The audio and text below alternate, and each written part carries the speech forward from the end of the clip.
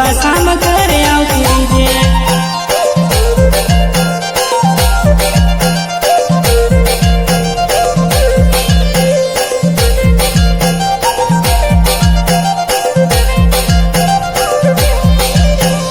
छेल्ला उनाळे तेली बार जानो तू दिवासाम घरे आवती रहीजे।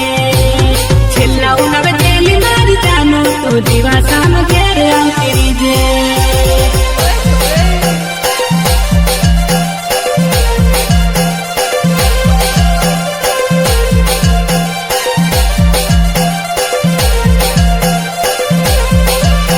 मजबूरी बका तारी अने मारी पण हती ने दिवासाम घरे आवती रहीजे। मजबूरी बका तारी